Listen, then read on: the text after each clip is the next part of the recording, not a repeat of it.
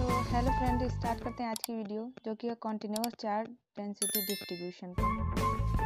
हम लोगों ने कूलॉम्स लॉ पढ़ लिया था। वहाँ पे केस क्या था, दो चार्जेस के बीच में लगता था फोर्स जो भी लगता था। लेकिन सोचिए अगर चार्जेस एक सिस्टम है, उस पर कई सारे चार्जेस हैं। हम लोगों ने सुपरपोजिशन प्रिंसिपल भी पढ़ चुके हैं। लेकिन यहाँ पे एक रीज़न है, यहाँ पे चार्जेस जो होते हैं क्लोजली स्पेस्ड हैं। क्लोजली स्पेस्ड मतलब सारे चार्जेस एक दूसरे के पास पास ही हैं। तब के केस के लिए हम लोग कैसे उसकी फोर्स ऑफ अट्रैक्शन या फिर रिपल्सन फाइंड आउट करेंगे, उसके हेल्प के लिए अपना आता है ये कॉन्टिन्यूअस चार्ज डेंसिटी डिस्ट्रीब्यूशन, जो कि बहुत ही हार्ड लगता है सबको। सारे लोगों को इसमें प्रॉब्लम होती है, लेकिन मैं इसको बहुत ईजी तरीके से बताने की कोशिश करूँगी। तो चलिए स्टार्ट करते हैं। तो ये कितने टाइप्स के होते हैं? ये 3 टाइप्स के होते हैं बेसिकली। जो पहला होता है, ये होता है लीनियर चार्ज डेंसिटी, जो कि लैम्डा से डिनोट किया जाता है। दूसरा होता है सरफेस चार्ज डेंसिटी, जो कि सिग्मा से डिनोट किया जाता है। और तीसरा होता है वॉल्यूम चार्ज डेंसिटी, जो कि रो से डिनोट किया जाता है। ठीक, एक एक करके हम लोग देख लेते हैं इसको क्या होता है।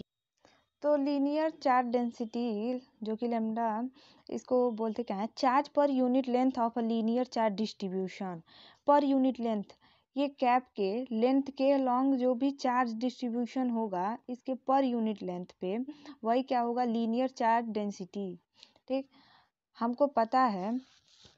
तो ये लेंथ के अलॉन्ग होगा, तो कोई भी हम लोग वायर या फिर कुछ भी हम लोग जिसकी लेंथ होती है वो ले लेते हैं, और इसका स्मॉल एलिमेंट ले लेते हैं dl। ठीक, तो क्या dl का इंटीग्रेशन हम लोग करेंगे तो क्या हमको पूरी लेंथ मिल जाएगी? तो integration of dl equal to L, और q जो होता है ये अपना फॉर्मूला, तो q equal to lambda dl होता है चार्ज। q जो होता है चार्ज होता है, लेमडा जो होता है यही लीनियर चार्ज डेंसिटी होती है, और dl। ठीक, अब इसको कूलॉम्स लॉ में, जब कूलॉम्स लॉ क्या होता है, 1/4πε0 Q0 Q1/r² r कैप। ठीक, इसको जब Q1 की वैल्यू ही ये हम लोग को मिली है, Q1 की वैल्यू जब यहाँ पे पुट करेंगे तो F equal to Q0/4πε0 lambda dl r² r cap.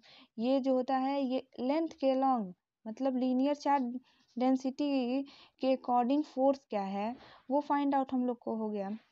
अब सेकेंड पार्ट इसका देख लेते हैं, जो कि है सरफेस चार्ज डेंसिटी, जो किसी सिग्मा से हम लोग डिनोट करते हैं। सरफेस चार्ज डेंसिटी, ये पेन के कैप की हम लोग बात करते हैं। इस पेन के कैप के सरफेस, इसका सरफेस यही है, ये सर्कुलर सरफेस है।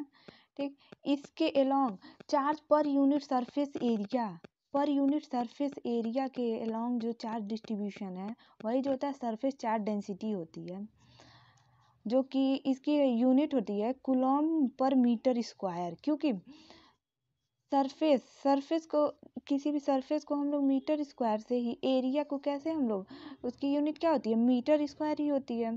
ठीक, और सॉरी इसमें यहाँ पे हम लोग लीनियर चार्ज डेंसिटी की जो एसआई यूनिट होती है ये कूलॉम पर मीटर होती है। क्योंकि क्यू लेमडा इक्वल टू क्या है, यहाँ पे होगा अपना lambda equal to Q/dl। Charge होता, तो लेमडा इक्वल टू Q/dl है, तो Q चार्ज है, तो जो कि कूलॉम में C में मेज़र की जाती है। और dl क्या है, dl एक लेंथ है, लेंथ स्मॉल लेंथ ही है ना, तो उसको मीटर में करते हैं, तो ये हो गया कूलॉम पर मीटर। और सरफेस चार्ज डेंसिटी क्या होती है अपनी, कूलॉम मीटर स्क्वायर होती है।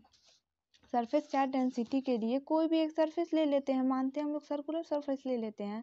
इसका जो स्मॉल एलिमेंट है इसको हम लोग ले लेते हैं ds ले लेते हैं। तो क्या ds का इंटीग्रेशन करेंगे तो पूरी सरफेस हमको फाइंड आउट हो जाएगी। तो हमको पता है q equal to sigma s होगा, और यहीं पे जब इंटीग्रेशन का साइन लगाएंगे तो ds, क्या इसके जगह हम लोग ये हम लोग लिख ही सकते हैं, तो ये हम लोग लिखते हैं, तो integration sigma ds।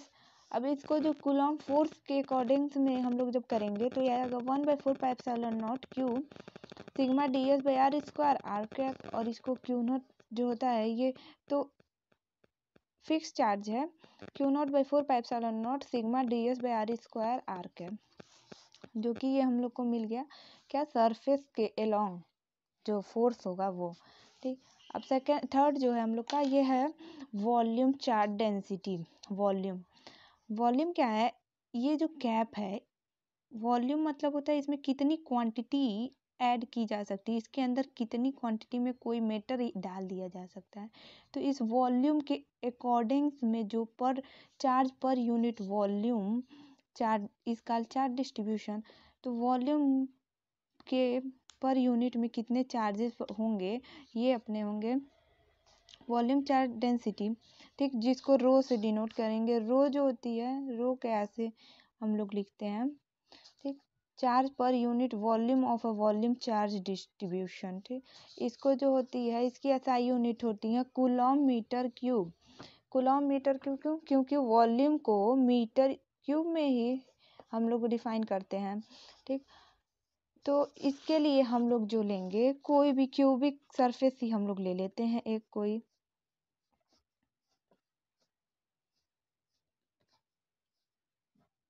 Cubic surface ले लेते हैं। इसका स्मॉल एलिमेंट कोई यहाँ पे ले लेते हैं जो कि अपना है डीवी।